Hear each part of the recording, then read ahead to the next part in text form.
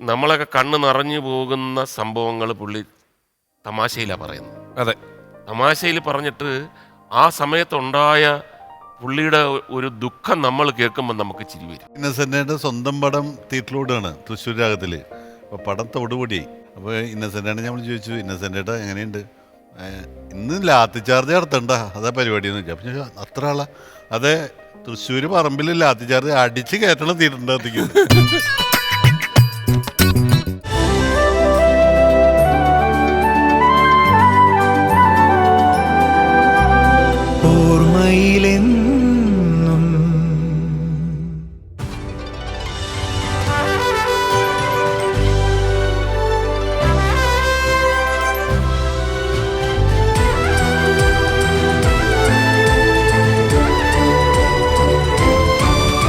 കഴിഞ്ഞുപോയ നല്ല കാലത്തിന്റെ ഓർമ്മകളുടെ ആഘോഷമാണ് ഓരോ ഓണക്കാലവും. നമ്മുടെ പ്രിയപ്പെട്ടവരുടെ ഓർമ്മകൾ. ചിലപ്പോൾ അവർ നമ്മളിൽ നിന്നും എന്നേക്കുമായി അകന്നവരായിരിക്കും. പക്ഷെ ഓരോ ആഘോഷ നിമിഷങ്ങളിലും അവരെ കൂടി നാം ഓർത്തുപോകും. അവർ നമ്മോടൊപ്പം ഉണ്ടായിരുന്നെങ്കിൽ എന്ന് വെറുതെ മോഹിച്ചു പോകും.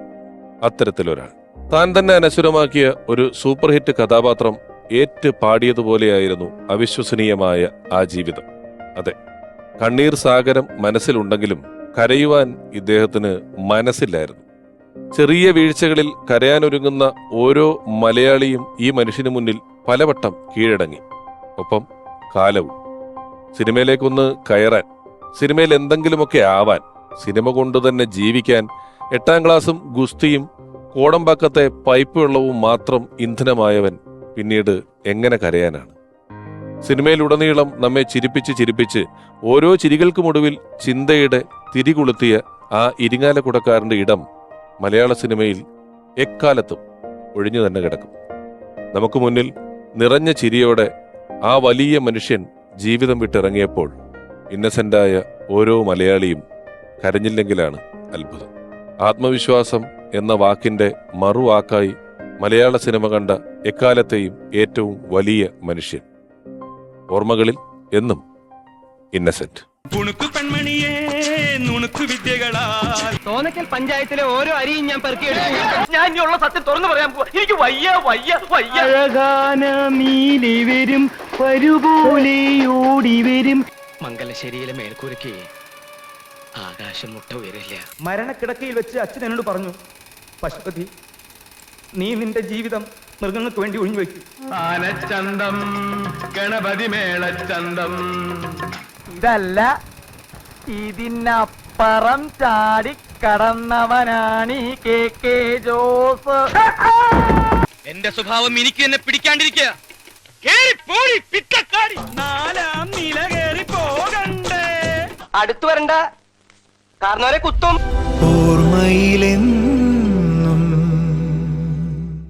ഇന്നസെന്റേട്ടന്റെ ഓർമ്മകളിൽ ഇന്ന് നമ്മളോടൊപ്പം ഇരിക്കാൻ ആദ്യം എത്തുന്നത് ഇന്നസെന്റേട്ടന് വളരെ പ്രിയപ്പെട്ട ഒരാൾ.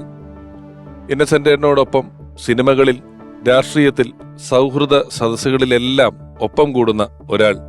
പലപ്പോഴും സിനിമയിൽ ഒരാൾ നായകനാകുക, പ്രതിനായകനാകുക, സഹനടനാകുക എന്നൊക്കെ പറയുന്നതിന് പിന്നിൽ ഓരോ അഭിനേതാക്കളും ഒരുപാട് ചിന്തിച്ചു കൂട്ടാറുണ്ട്. എന്നാൽ ഒരുപക്ഷെ ഇന്നസെന്റ് ഏട്ടൻ നായകനായ ചിത്രങ്ങളിൽ സഹനടനെ പോലെ, സഹനായകനെ പോലെ നിൽക്കാൻ മനസ്സ് കാണിച്ച മറ്റൊരു നായകൻ. ഇന്നസെന്റിനോടൊപ്പം നിരവധി ചിത്രങ്ങളിൽ വർക്ക് ചെയ്തിട്ടുള്ള ഒരാൾ, നമുക്കെല്ലാം ഒരുപോലെ പ്രിയപ്പെട്ട ഒരാൾ. ഹൃദയപൂർവ്വം, സ്നേഹപൂർവ്വം, ബഹുമാനപൂർവ്വം ഓർമ്മയിലെന്നും എന്ന ഈ പരിപാടിയിലേക്ക് സ്വാഗതം ചെയ്യുന്നു പ്രിയപ്പെട്ട മുകേഷ് ഏട്ടൻ.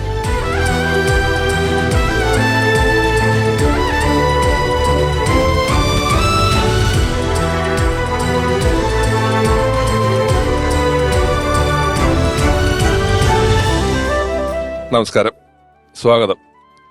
Thank you. മുകേഷ് ഏട്ടൻ ഒരു പരിപാടിയിൽ ഒപ്പമെത്തുമ്പോൾ വലിയ സന്തോഷമാണ്.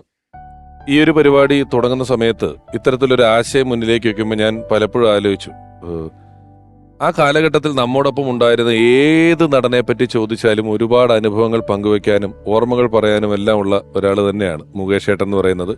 എന്നാലും ഒരുപക്ഷെ യാദൃശ്ചികമായിരിക്കാം ഇന്നസെന്റേട്ടനെ പോലെ ഒരാളെ കുറിച്ച് ഓർക്കുന്ന അവസരത്തിൽ മുകേഷ് ഏട്ടനെ നമുക്ക് ലഭിച്ചത്. രാഷ്ട്രീയത്തില് ഒന്നിച്ച് ഉണ്ട്, സിനിമയിൽ എത്രയോ നാള് ഒന്നിച്ചുണ്ട്, ഞാനിപ്പോൾ ആമുഖത്തിൽ ഇങ്ങനെ പ്ലാന്റ് ഒന്നുമല്ല, ആമുഖത്തിൽ അറിയാതെ പറഞ്ഞിട്ടുണ്ട്. നമ്മൾ സിനിമയിൽ പലപ്പോഴും ഒരു കഥാപാത്രമൊക്കെ കിട്ടുമ്പം ഈ കഥാപാത്രത്തിൻ്റെ ഒരു പ്രാധാന്യവും കാര്യങ്ങളൊക്കെ എപ്പോഴും നോക്കും. ഒരുപക്ഷെ ഇന്നസെന്റ് ഏട്ടൻ ഒരുപാട് നാളത്തെ സിനിമാ അനുഭവങ്ങളുണ്ടെങ്കിലും ഇന്നസെന്റ് ഏട്ടൻ ടൈറ്റിൽ റോളിൽ വരുന്ന സിനിമയിൽ അന്ന് വളരെ തിരക്കുള്ള സൂപ്പർ ഹിറ്റായ ഒരുപാട് സിനിമകൾ ചെയ്തുകൊണ്ടിരിക്കുന്നെങ്കിലും മുകേഷ് ഏട്ടൻ ടൈറ്റിൽ റോൾ അല്ലാത്തൊരു സഹവേഷം ചെയ്തു. അത് സംശയിച്ചിട്ടുണ്ടോ ആ സമയത്ത്? ഇല്ല, അങ്ങനെ ഒരു ഉള്ളിലുള്ള ഒരു മത്സരം ഇല്ലല്ലോ. സിനിമയുടെ ഗംഭീരമായിട്ടുള്ള വിജയവും അതിനപ്പുറം നമ്മൾക്കൊക്കെ രഹസ്യമാക്കി വെക്കുന്ന ഒരു കാര്യമുണ്ട്. ഇത്രയും ദിവസം ഇവരുമായിട്ടൊക്കെ സഹകരിച്ച് സന്തോഷമായിട്ട് കഴിയാമല്ലോ എന്നുള്ളതാണ്. ഇപ്പം റാംജി റാവു സ്പീക്കിങ്ങിൽ ടൈറ്റിൽ റോളല്ല, മാന്നാർ മത്തായിൽ ടൈറ്റിൽ റോളാണ്. അതെ. എന്നാൽ പ്രധാനപ്പെട്ട റോള് തന്നെയാണ് ബാലകൃഷ്ണനും ഒക്കെ. അതെ. മറ്റേ അടുത്ത ഭാഗം എടുത്തപ്പോഴും പ്രധാനപ്പെട്ട റോള് തന്നെയാണ്. മാന്നാർ മത്തായി 2 എടുത്തിട്ടുണ്ട്. അതേപോലെ ഗജകേസരി യോഗം അദ്ദേഹമാണ് മെയിൻ റോളെങ്കിലും വളരെ പ്രാധാന്യമുള്ള ഒരു റോളാണ്. അപ്പോൾ ഇന്നസെന്റ് ഏട്ടനാണെങ്കിൽ നമുക്ക് അങ്ങനെ നോക്കേണ്ട ആവശ്യമില്ല. നമുക്കും അതിനകത്ത് കാണും ഈ 2 ഹീറോസൊക്കെ വരുമ്പോഴാണ്, 3 ഹീറോസൊക്കെ വരുമ്പോഴത്തേക്കും നമ്മുടെ റോൾ എന്താണ്, ഇവൻ ചൗക്കുറ്റിക്ക് അടിക്കുന്ന രംഗമുണ്ടോ, ഇറങ്ങി പോടാ എന്ന് പറയുന്ന രംഗമുണ്ടോ, അതെല്ലാം നമ്മൾ. ഇന്നസെന്റ് ഏട്ടൻ പറയുമ്പോഴേ നിങ്ങളെല്ലാം കൊണ്ട് നിങ്ങളൊക്കെ എത്ര തവണ ആ വീട്ടിൽ നിന്ന് ഇറക്കി വിടുന്നുണ്ട്, എത്ര തവണ തിരിച്ചു കയറ്റുന്നുണ്ട്, അതിനകത്തുണ്ടായിരുന്ന ഒരു സൗഹൃദം കാലങ്ങൾക്ക് ഇപ്പുറവും തോന്നും. കാരണം ഇന്നസെന്റ് ഏട്ടൻ ഈ മാന്നാർ മത്തായി എന്ന കഥാപാത്രം ചെയ്യുകയും അത് വളരെ പോപ്പുലർ ആകുകയും ചെയ്തതിന് ശേഷം എനിക്ക് തോന്നുന്നു ഈ രജനീകാന്തിനൊക്കെ അങ്ങനെ പറ്റും. ടൈറ്റിൽ ക്യാരക്ടറുകൾ ഒരുപാട് ചെയ്യാൻ പറ്റും. പാവം അയ്യോ അച്ഛൻ, ഇഞ്ചക്കാടൻ മത്തായി ആൻഡ് സൺസ്, അർജുനൻ പിള്ളയും 5 മക്കളും, സാക്ഷാൽ ശ്രീമാൻ, ചാത്തുണ്ണി, ഞാനീ പറഞ്ഞ എല്ലാ സിനിമകളിലും ടൈറ്റിൽ റോളിലാണ് ഇന്നസെന്റ് ഏട്ടൻ വന്നിട്ടുള്ളത്. ഒരുപക്ഷെ അതിൻ്റെ ഒരു തുടക്കം വെച്ച സിനിമയാണ് ഈ സിനിമ. ഞാൻ കേട്ടിട്ടുണ്ട് ആ സിനിമ അഭിനയിക്കണോ വേണ്ടയോ എന്ന് ഇന്നസെന്റ് ഏട്ടൻ സംശയിച്ചിട്ടുള്ള സന്ദർഭങ്ങൾ. അത് ഞാൻ പല സന്ദർഭങ്ങളിലും അതിനെപ്പറ്റി പറഞ്ഞിട്ടുണ്ടെങ്കിലും ഇന്നസെന്റ് ഏട്ടൻ്റെ ഒരു എപ്പിസോഡ് ആകുമ്പോഴത്തേക്ക് അത് പറഞ്ഞിരിക്കണം. അപ്പോൾ ഒരു ദിവസം ഇത് കണക്ക് സിദ്ദിഖ് ലാല് കുറേ നാൾ മാറ്റി വെച്ച നായക പ്രശ്നത്തിന് പുറത്ത് സായികുമാർ എടുത്ത ബാലകൃഷ്ണന് വേണ്ടി പല സന്ദർഭങ്ങളിലുമൊക്കെ മാറ്റി വെച്ചിട്ട് എന്നെ ആദ്യം തന്നെ ഫിക്സ് ചെയ്തു, ഇന്നസെന്റ് ഏട്ടനെയും ഫിക്സ് ചെയ്ത് വെച്ചിരിക്കുകയാണ്. അപ്പോൾ കഥ പറയുമ്പോഴല്ല ഇന്നസെന്റ് പറയുന്ന ഡയലോഗ് അദ്ദേഹം പറയുന്നത് പോലെയുള്ള അദ്ദേഹത്തിൻ്റെ സ്ലാങ്ങിലാണ് ഇവർ എഴുതി വെച്ചിരിക്കുന്നത്. ഒരു ദിവസം എൻ്റെ അടുത്ത് സിദ്ദിഖ് ലാൽ പറഞ്ഞു, നമുക്കൊരു ചെറിയ മിസ്റ്റേക്ക് ഉണ്ട് കേട്ടോ. ഞാൻ എന്താണ്? ഇന്നസെന്റ് ഏട്ടൻ വേറെ ആരുടെയോ കയ്യിൽ നിന്ന് അഡ്വാൻസ് വാങ്ങിച്ചു പോയി. നമ്മളിപ്പോൾ ആ ദിവസമാണ് വെച്ചിരിക്കുന്നത്, ഇനി മാറ്റാൻ പറ്റത്തില്ല. ജോഷി സാറിന്റെ പടമാണ്. അപ്പം ഞാൻ പറഞ്ഞു, അയ്യോ അല്ല, അത് അവർ സമ്മതിക്കത്തില്ല. അപ്പം അങ്ങനെയുള്ള സിറ്റുവേഷനാന്ന് പറഞ്ഞ് ഞാൻ വേറൊരു നടനെ വെച്ച് എഴുതി തുടങ്ങി. ഇവര് അദ്ദേഹത്തിന്റെ സ്ലാങ്ങിൽ മദ്രാസിൽ വെച്ചിട്ട് ബൈ ചാൻസിൽ അദ്ദേഹം എൻ്റെ വീട്ടിൽ ഭക്ഷണം കഴിക്കാൻ വേണ്ടി വന്നപ്പം ഞാൻ പറഞ്ഞ്, ചേട്ടൻ ഇങ്ങനെ റാംജി റാവു സ്പീക്കിംഗ് മാറിയടാ, പുള്ളിക്ക് അതിന്റെ സീരിയസ്നെസ് എന്ന് പറഞ്ഞിടാ. അതിനകത്ത് വേറൊരു സിനിമയിൽ അഡ്വാൻസ് മേടിച്ചു. അപ്പം ഞാൻ പറഞ്ഞു, ചേട്ടൻ്റെ റോളൊന്ന് കേൾക്ക് എന്ന് പറഞ്ഞിട്ട് ഇവരെൻ്റെ അടുത്ത് പറഞ്ഞതുപോലെ അതേ സ്ലാങ്ങിലൊക്കെ ഞാൻ പുള്ളിയെടുത്ത് പറഞ്ഞു. അയ്യോ ഇത് ഗംഭീര റോളാന്നല്ലോ. ഞാൻ പറയും, ഇത് ലൈഫ് ടൈം റോളെന്ന് പറയും, ഇതിൻ്റെ ചേട്ടൻ്റെ തലവര മാറുന്ന റോളാണ്. അപ്പോൾ അവിടെ ഇരുന്നുകൊണ്ട് പുള്ളി എന്തൊക്കെയോ ജോഷിയേട്ടനെയൊക്കെ വിളിച്ചിട്ട് ജോഷിയേട്ടൻ പറഞ്ഞ് ചെയ്തോടാന്ന് പറഞ്ഞു കാണും. അപ്പോൾ അദ്ദേഹം എൻ്റെ അടുത്ത് പറഞ്ഞു, ചെയ്യാടാ. ഞാൻ പറഞ്ഞു, ഇവിടെ നിന്ന് വിളി, നിങ്ങളെയൊന്നും പറയാനൊക്കത്തില്ല, അടുത്ത അഡ്വാൻസ് മേടിച്ചോണ്ട് വേറെ വീണ്ടും തരികിട വരും. അവിടെ നിന്നുണ്ട്, അന്ന് STD ആണ്, വിളിച്ചിട്ട് പാച്ചിക്കാന്ന് പ്രൊഡ്യൂസറാണ്. അപ്പം പുള്ളിയെടുത്ത് ഞാൻ പറഞ്ഞു, ഇങ്ങനെ മുകേഷ് എല്ലാം റെഡി ആയിട്ടുണ്ട് കേട്ടോ. ഞാൻ പറഞ്ഞു, ഇങ്ങനെ ഇന്നസെന്റ്, അയ്യോ നമ്മൾ എന്ത് ചെയ്യാനൊക്കും, പുള്ളിക്കത് മനസ്സിലാവുന്നില്ല. ഞാൻ പറഞ്ഞു, ഞാൻ ഒരാളുടെ കയ്യിൽ കൊടുത്തിട്ട് പറയാൻ പറഞ്ഞു, ഞാൻ ഇന്നസെന്റാണ്, ഞാനത് ചെയ്യാൻ കേട്ടോ. അവിടെ വെച്ചിട്ടാണ് മാന്നാർ മത്തായി എന്ന് പറഞ്ഞ് ചരിത്രപ്രധാനമായ മലയാള സിനിമയുടെ വഴിത്തിരിവായ റാംജി റാവു സ്പീക്കിങ്ങിൽ ചേട്ടൻ വരുന്നത്. ഞാൻ കേട്ടിട്ടുള്ളത് ആദ്യമായിട്ട് തിയേറ്ററിൽ ആ സിനിമ കണ്ട ശേഷം കണ്ണു നിറഞ്ഞാണ് ഇന്നസെന്റ് ഇരുന്നതുണ്ട്. കാരണം ഹീറോ ക്യാരക്ടറിന് അത്രയും ക്ലാപ്സ് കിട്ടുന്ന ഒരവസ്ഥ ഉണ്ടായത്. നമ്മളിപ്പോ ഇതുപോലൊരു ഓണക്കാലത്ത് ഓർക്കുമ്പം, ഒരു ഓണക്കാലത്ത് ഓഗസ്റ്റ് മാസത്തിലാണ് ആ സിനിമ റിലീസായതും അത്ര ജനകീയമായതും എല്ലാം. നമുക്ക് കൂടുതൽ വിശേഷങ്ങൾ സംസാരിക്കാം. മുകേഷ് ചേട്ടാ ഇരിക്കും.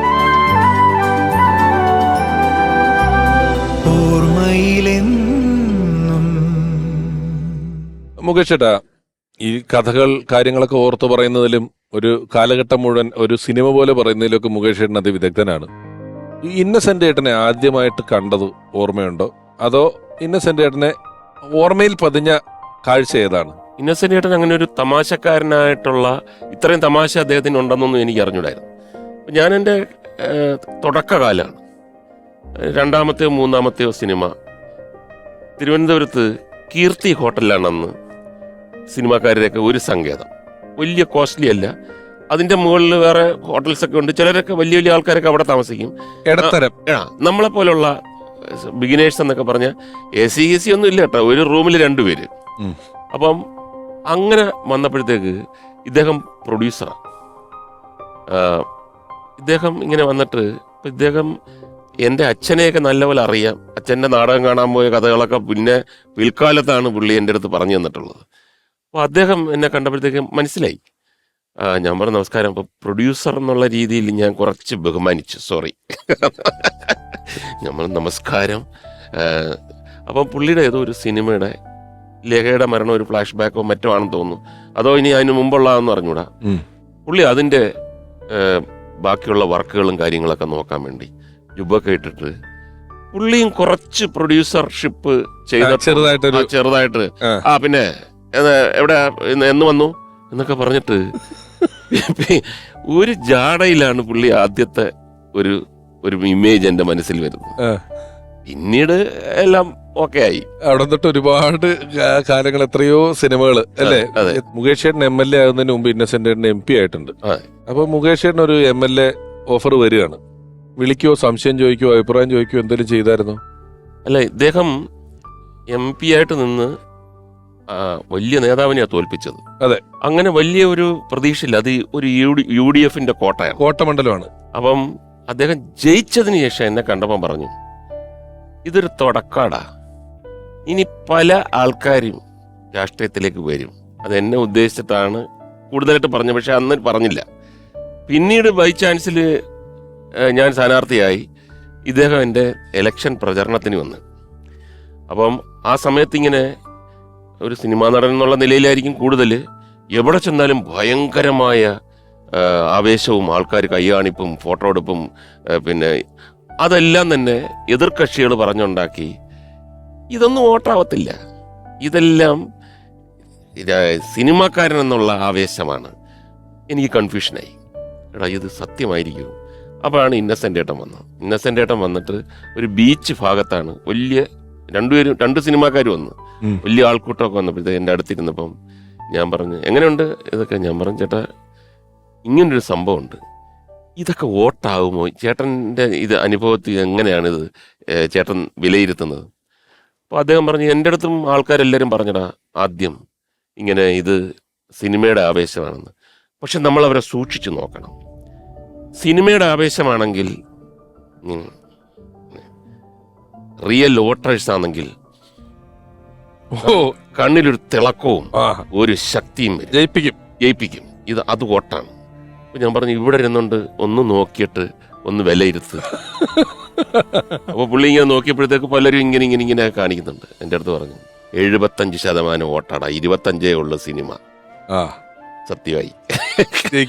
ഇപ്പോഴ് ഞാൻ എപ്പോഴും പറയുന്നത്, ഈ ഇലക്ഷൻ പ്രചരണത്തിന് ഞാൻ പറയുന്നത്, ഇങ്ങനെ ആവേശമൊക്കെ പണ്ട് പറഞ്ഞിരുന്നു സിനിമയ്ക്കാന്ന്, ഇതൊന്നും അല്ല, തെളിഞ്ഞ് 2 പ്രാവശ്യം എന്ന് പറയുന്ന ഒരു സാഹചര്യം ചേട്ടനിൽ നിന്നാണ് ആ കോൺഫിഡൻസ് ഉണ്ടായത്. അപ്പോൾ ഇന്നസെന്റ് ചേട്ടൻ്റെ ഇങ്ങനെ ഒരു പ്രോഗ്രാം വരുമ്പം നമ്മൾ തുടങ്ങേണ്ടതെന്ന് പറഞ്ഞാൽ, എൻ്റെ ജീവിതത്തിലൊരു വലിയ ഒരു പ്രതിസന്ധി അല്ലെങ്കിൽ അതിജീവിക്കാൻ പ്രയാസപ്പെട്ട ഒരു കാലഘട്ടമാണ് അദ്ദേഹത്തിൻ്റെ മരിച്ചതിന് ശേഷമുള്ളത്. വേറൊന്നുമല്ല, ഒരുപാട് സ്ഥലത്ത് എല്ലാവർക്കും ഇദ്ദേഹത്തിന് ഇഷ്ടമാണ്. ഒരു തമാശ റോളെടുക്കുന്ന ഒരാൾക്ക് കൂടുതൽ ഫാൻസും കാര്യങ്ങളൊക്കെ ഉണ്ട്.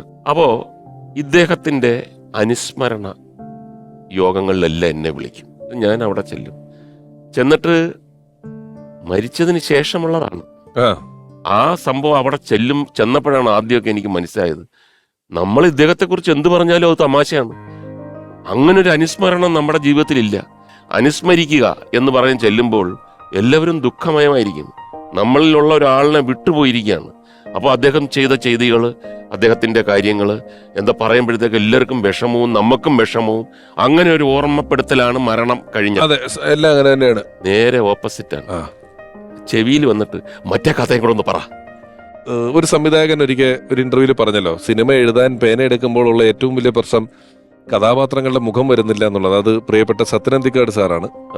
അദ്ദേഹത്തിന് ഇന്നസെന്റിനെ കുറിച്ച് എന്താണ് പറയാനുള്ളതെന്ന് കേൾക്കാം. ഞാൻ ഇന്നസെന്റ് അടുത്ത് പണ്ട് പറയാറുണ്ട്, നിങ്ങൾ ബഷീറിനെ പോലെയാണ്. നിങ്ങളിതൊക്കെ എഴുതുകയാണെങ്കിൽ ഈ എല്ലാത്തിലും നർമ്മമുണ്ട്, എല്ലാത്തിലും ജീവിതത്തിൻ്റെ ഒരു തീവ്രമായ ദുഃഖമുണ്ട്. അപ്പം അങ്ങനത്തെ കഥകൾ എഴുതാത്ത ബഷീർ എന്ന് പറഞ്ഞാൽ ഇന്നസെൻ്റെ കളിയാക്കുമായിരുന്നു. പക്ഷെ പിന്നീട് പുള്ളി എഴുതുന്ന ബഷീറായിട്ട് മാറി. അത് എൻ്റെയും കൂടി ഒരു ഇൻസ്പിറേഷൻ കൊണ്ടാണ്. നിങ്ങൾ എഴുതൂ എന്ന് പറഞ്ഞിട്ടാണ് ക്യാൻസർ വാർഡിൽ ചിരിക്ക് പിന്നിലും അങ്ങനെയുള്ള കുറേ പുസ്തകങ്ങൾ ഇന്നസെൻ്റ് എഴുതിയത്.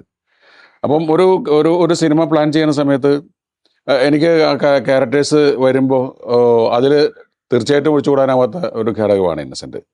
ചില സന്ദർഭങ്ങളിൽ ഇപ്പോൾ മഴവിൽ കാവടി എന്നുള്ള സിനിമയൊക്കെ അഭിനയിക്കുമ്പോൾ അതിൽ ഇന്നസെൻ്റ് സ്റ്റേറ്റ് അവാർഡ് കിട്ടിയ പടമാണ്. അപ്പോൾ ഷൂട്ട് ചെയ്യുന്ന സമയത്ത് വളരെ സജീവമായിട്ട് പുള്ളി അഭിനയിക്കുകയും ഡബ്ബിങ്ങിന് കുറച്ച് ബുദ്ധിമുട്ടായിരുന്നു ആ കാലത്ത്. ഡബ്ബ് ചെയ്യാമെന്ന് നമ്മൾ ഇന്നസെൻ്റ് പറ്റി പറയുന്നത് 5 ദിവസം ഷൂട്ടിങ്ങിനും 10 ദിവസം ഡബ്ബിങ്ങിനും വേണമെന്ന് പറഞ്ഞ് കളിയാക്കാറുണ്ട്. അപ്പോൾ ഡബ്ബ് ചെയ്യാൻ കുറച്ച് പുള്ളിക്ക് ആ സമയത്ത് കുറച്ച് ബുദ്ധിമുട്ടാണ്. അഭിനയിക്കുമ്പോൾ വളരെ ഫ്രീ ആയിട്ട് സംസാരിക്കും. ഇന്നൊക്കെ പിന്നെ നമുക്ക് ലൈവ് സൗണ്ട് ആയതുകൊണ്ട് ബുദ്ധിമുട്ടില്ല, അന്ന് അങ്ങനെ ആയിരുന്നില്ല. അപ്പം മഴവിൽ കാവടി എന്നുള്ള സിനിമയുടെ ഡബ്ബിങ് സമയത്ത് ഞാൻ ഇരിക്കുന്നു. ഒരു വലിയ സീൻ, കിഴക്കാന്തുടിയിൽ ചങ്ങരൻകുട്ടി മേനോൻ എന്നൊക്കെ പറഞ്ഞ് വലിയ ഡയലോഗ് പറഞ്ഞുകൊണ്ട് എല്ലാം ലിപ്പ് തെറ്റി പോകുന്നു. അപ്പോൾ അങ്ങനെ 1 മണിക്കൂറും 1.5 മണിക്കൂറും കഴിഞ്ഞിട്ട് വലിയ ഷോട്ട് ഓക്കെ ആവാതായപ്പോൾ ഞാൻ അകത്ത് കയറി വന്നിട്ട് ഇന്നസെൻ്റ് പറഞ്ഞു, ഞാൻ നിങ്ങളെ മൂകാംബികയിൽ കൊണ്ടുപോകാൻ നേരാണ്. മൂകാംബിക ദേവി എന്ന് പറഞ്ഞാൽ വാഗ്ദേവിയാണ് ഈ തടസ്സം മാറിക്കിട്ടാൻ. പുള്ളി എന്നെ അങ്ങോട്ട് ചീത്ത പറയുന്നത്, നിങ്ങളോട് ആര് പറഞ്ഞു ഇത്രയും വലിയ ക്യാരറ്റ് എനിക്ക് തരാൻ? എന്നെ വല്ല വേലക്കാരനോ അല്ലെങ്കിൽ പോലീസുകാരനോ ആയിട്ട് ഇടുന്നതിന് പകരം ഇത്രയും വലിയൊരു ക്യാരറ്റ് തന്നിട്ട് പിന്നെ എന്നെ നിങ്ങൾ ചീത്ത പറയുന്നത് എന്ന് പറഞ്ഞിട്ട്. അപ്പം അതുപോലും പുള്ളി സരസമായിട്ട് എടുക്കുന്ന ഒരു വ്യക്തിയായിരുന്നു. പിന്നെ ഏത് കാര്യത്തിനും ഇന്നസെൻറ്റിൻ്റെ ആയിട്ടുള്ള അഭിപ്രായം ഉണ്ടായിരുന്നു. ഇപ്പം നമുക്ക് സിനിമയിലെ എന്തെങ്കിലും ചിലപ്പോൾ ഒരു പ്രൊഡക്ഷൻ അല്ലെങ്കിൽ ചിലപ്പോൾ ഒരു കഥ ഇത് സെലക്ട് ചെയ്യണോ വേണ്ടേ എന്ന് തീരുമാനിക്കുമ്പോഴും ഞാൻ ഇന്നസെൻ്റ് വിളിച്ച് ചോദിക്കും. ചിലപ്പോൾ ഇന്നസെൻ്റ് വിട്ടേക്കിട്ടാ പറയും. എൻ്റെ പല കഥകളുടെയും ഡിസ്കഷൻസിൽ ഇന്നസെൻ്റ് വരാറുണ്ടായിരുന്നു. ഇപ്പോൾ ഗാന്ധിനഗർ സെക്കൻഡ് സ്ട്രീറ്റ് എന്നുള്ള സിനിമയുടെ ചർച്ച നടക്കുമ്പോൾ ഞാനും ശ്രീനിവാസനും ഇന്നസെൻറ്റിൻ്റെ വീട്ടിൽ പോയിട്ട് ഇന്നസെൻ്റായിട്ട് അതിനെ പറ്റി ഡിസ്കസ് ചെയ്യും. ഗാന്ധിനഗർ സെക്കൻഡ് സ്ട്രീറ്റിൽ മോഹൻലാലിൻ്റെ കഥാപാത്രത്തിന് ആ ഗൂർഖയുടെ പേര് ഇന്നസെൻ്റ് പറഞ്ഞതാണ്. രാം സിംഗ്, ഭീം സിംഗ് കാപ്പേട്ട രാം സിംഗ്, അദ്ദേഹം പറഞ്ഞ പേരാണ്. അപ്പം അങ്ങനെ ഒരുപാട് കോൺട്രിബ്യൂഷൻസ് തരാറുള്ള വ്യക്തിയാണ്. എനിക്ക് വ്യക്തിപരമായൊരു നഷ്ടം എന്ന് പറയുന്നത് ഇപ്പോഴും വിശ്വസിക്കാൻ പറ്റാത്തത് ഇന്നസെൻറ്റിൻ്റെ ഒരു വേർപാടാണ്. ഞാനെപ്പോഴും രാവിലെ എണീറ്റ് പെട്ടെന്ന് ഇന്നസെൻ്റ് വിളിച്ചില്ലല്ലോ എന്ന് തോന്നാറുണ്ട്. അതുകൊണ്ട് മരണമാണെന്ന് വിശ്വസിക്കാനാവാത്ത ഒരു വ്യക്തിയാണ് ഇന്നസെൻ്റ്. സത്യസാറ് പറഞ്ഞിട്ടാണ് ബുക്ക് എഴുതിയെന്ന് പറഞ്ഞല്ലോ. അവിടെയും ഒരു വലിയ അത്ഭുതമുള്ളത്, 8ാം ക്ലാസ് പാസ്സായിട്ടില്ല എന്ന് എല്ലായിടത്തും പറഞ്ഞു കിടക്കുന്ന ഒരാൾ എഴുതിയ ബുക്ക് ഇന്ന് കേരള സംസ്ഥാന സിലബസിൽ ഉൾപ്പെടുത്തിയിട്ടുണ്ട് എന്നുള്ളതാണ്. പഠിക്കാൻ വേണ്ടി, അതായത് മറ്റുള്ളവർക്ക് പഠിക്കാൻ ആ പുസ്തകത്തിലെ കുറെ ഭാഗം ഉൾപ്പെടുത്തിയിട്ടുണ്ട് ഇല്ലേ? അതൊരു വലിയ അത്ഭുതമാണ്. ഇന്നും ഈ ഇന്ത്യയിലെ തന്നെ എത്രയോ ഭാഷകളിലേക്ക് ആ ബുക്ക് വിവർത്തനം ചെയ്യപ്പെട്ടിട്ടുണ്ട്. പലയിടങ്ങളിൽ അത് ഇംഗ്ലീഷ് വിവർത്തനം ചെയ്ത് പോകുന്നുണ്ട്. ക്യാൻസർ വാർഡിലെ ചിരി എന്ന് പറയുന്ന ആ വലിയ പുസ്തകം. അപ്പം നർമ്മത്തിലൂടെ ഏത് വലിയ പ്രതിസന്ധികളെയും വളരെ സരസമായി മറികടക്കാമെന്ന് നമുക്ക് കാണിച്ചു തന്നിട്ടുള്ള ഒരാളെ കൂടെ ഞാനൊന്ന് നമ്മുടെ ഈ ഒരു ഓർമ്മയിലേക്ക് ക്ഷണിക്കുകയാണ്. അദ്ദേഹം ഇരിങ്ങാലക്കുടക്കാരനാണ്. അതാണ് ആദ്യത്തെ പ്രത്യേകത. ഒരുപക്ഷെ നമുക്ക് ബാല്യകാലത്ത് തന്നെ ചിലപ്പോൾ ഇന്നസെന്റിനെ കണ്ടിട്ടുള്ള ഒരാളായിരിക്കും. തുടർന്ന് ഇന്നസെന്റ് ഏട്ടൻ നമ്മളുടെ അമ്മ എന്ന സംഘടനയുടെ പ്രസിഡന്റായി എത്രയോ നാള്, ദീർഘകാലം അമ്മയുടെ പ്രസിഡന്റായി ഇന്നസെന്റ് ഏട്ടൻ തുടരുമ്പോൾ ഒപ്പം സന്തത സഹചാരിയായി എല്ലാ കാര്യങ്ങൾക്കും ഒപ്പം ഉണ്ടാകുകയും ഡേ ടു ഡേ ബേസിൽ അദ്ദേഹത്തോട് വിളിക്കുകയും സംസാരിക്കുകയും സംവേദിക്കുകയും ഒക്കെ ചെയ്തുകൊണ്ടിരുന്ന ഒരാളാണ്. ഏറെ ബഹുമാനത്തോടെ നമ്മുടെ ഈ പരിപാടിയിലേക്ക് സഹർഷം സ്വാഗതം ചെയ്യുന്നു പ്രിയപ്പെട്ട ഇടവേള ബാബു ചേട്ടൻ.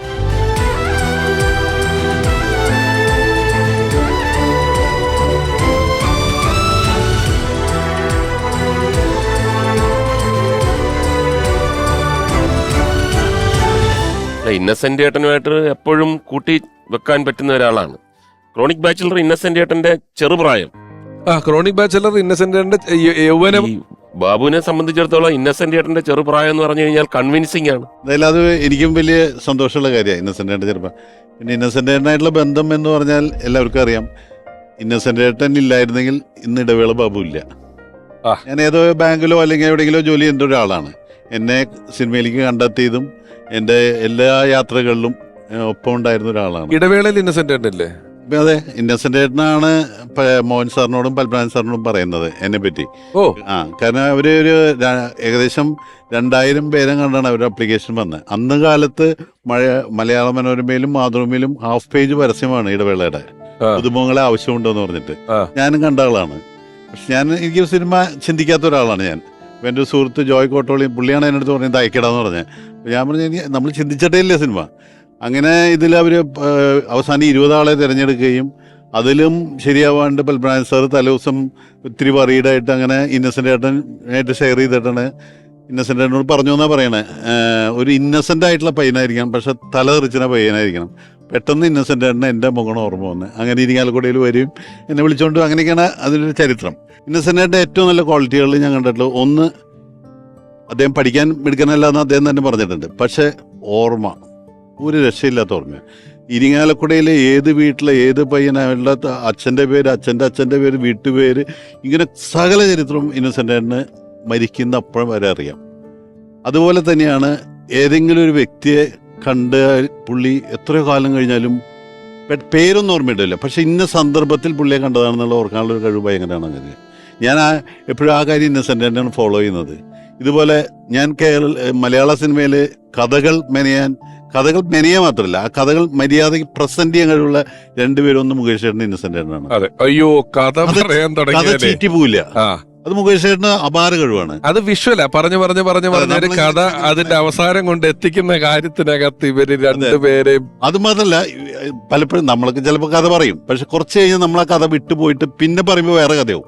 പക്ഷെ ഇവർ രണ്ടുപേർക്കുള്ള ഗുണം വെച്ചാൽ ആ കഥ അതുപോലെ പറയും, അതൊരു അച്ചടിച്ച പോലെ. അല്ല, ഇന്നസെന്റ് ഏട്ടനെ പറ്റി പറയുമ്പം ഒരു നല്ല സ്റ്റോറി ടെല്ലർ, ഞാൻ അദ്ദേഹത്തിൻ്റെ നിന്ന് പഠിച്ചത്, ഒരു സ്റ്റോറി ടെല്ലർ, നല്ല ഒരു സ്റ്റോറി ടെല്ലർ ആവണമെന്നുണ്ടെങ്കിൽ ഈ പറയുന്ന ആള് ഈ മോശം കാര്യങ്ങൾ ആളുകൾ അറിയണം. എനിക്ക് പറ്റിയ അബദ്ധങ്ങൾ, എനിക്ക് എന്നെ ആളുകൾ കളിയാക്കും. അതായത് വളരെ സീരിയസ് ആയിട്ടുള്ള ആൾക്കാരെ അവരില്ലാത്ത സദസ്സിൽ കളിയാക്കുന്ന ഞാൻ കണ്ടിട്ടുണ്ട്. ഒരുപാട് പേരെ നമ്മൾ വളരെ ഗൗരവം ഉണ്ടെന്നൊക്കെ പറയുന്ന ആൾക്കാരെ പറ്റി മറ്റുള്ളവർ ഇത് പറയുന്നത് കേട്ടിട്ടുണ്ട്. പക്ഷേ ഇന്നസെന്റ് ഏട്ടനെ വേറെ ആരും കളിയാക്കി ഞാൻ കേട്ടിട്ടില്ല. കാരണം എന്നറിയോ, അതിന്റെ എക്സ്ട്രീം പുള്ളി ചെയ്തു വെച്ചേക്കുക. അദ്ദേഹം തന്നെ അദ്ദേഹത്തിന് എങ്ങനെയൊക്കെ അത് രണ്ടുപേരാണ്. ഒന്ന് ശ്രീനിയേട്ടൻ, പിന്നെ ഇന്നസെന്റ് ഏട്ടൻ. സ്വയം വിമർശിപ്പിച്ച് അതിൽ കോമഡി കണ്ടെത്തുന്ന ഏറ്റവും നല്ല ഒരാൾ ഇന്നസെന്റ് ഏട്ടനാണ്. അതെ. അതുപോലെ മലയാള സിനിമയിൽ എനിക്ക് തോന്നുന്നു ഈ ടൂറ് എന്ന് പറഞ്ഞ സംഭവം, ഈ എല്ലാവരും അഭിനയിക്കുക, രാവിലെ മുതൽ 360 ദിവസം അഭിനയിക്കാന്ന് പറ്റി, ഒരു മാസം ഞാൻ ഇല്ലടാ, എത്ര വലിയ പടം, ഞാൻ ടൂറ് പോവാ, അങ്ങനെ ഒരു സംസ്കാരം പുള്ളി കൊണ്ടുവന്നു.